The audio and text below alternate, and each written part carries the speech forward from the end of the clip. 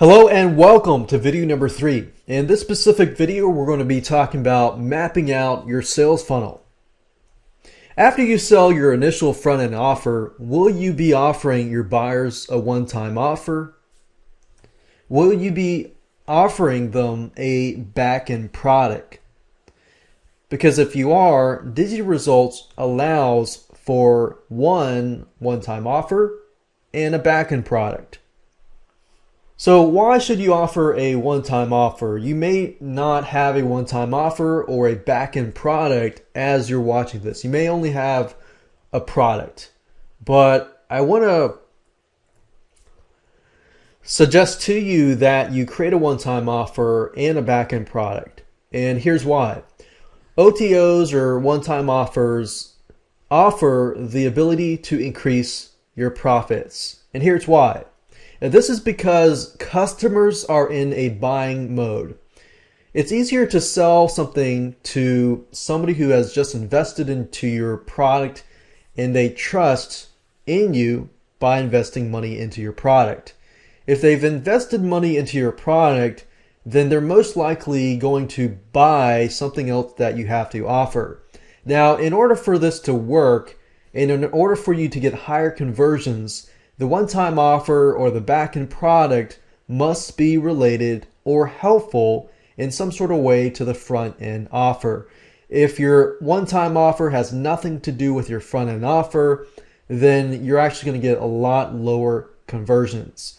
Normally, conversions can range from anywhere from 50 to 75% when the offer is tightly related to the front-end offer. And that's just a secret that you can use right away. So some examples of a one-time offer is, let's say you have a front-end offer that describes some sort of strategy or system or process. Then for your one-time offer, you could offer a shortcut of the front-end offer. Let's say the front-end offer system would take you normally 5 hours to implement, but you're offering a one-time offer for a piece of software or maybe some shortcuts, secrets that your customers can use to speed the process from 5 hours to, let's say, 15 minutes. So that could be your one-time offer. So for somebody who wants to speed the process up, which is likely to be most people, then they're probably going to invest more money into your one-time offer.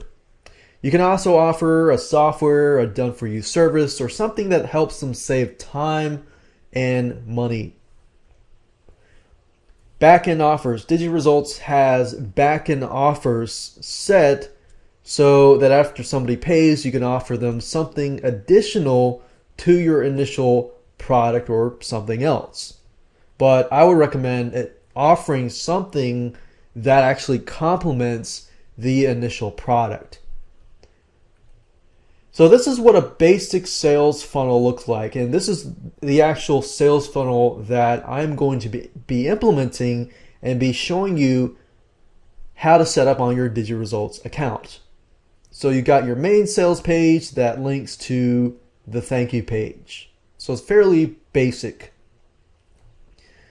But with DigiResults, the sales funnel setup looks like this.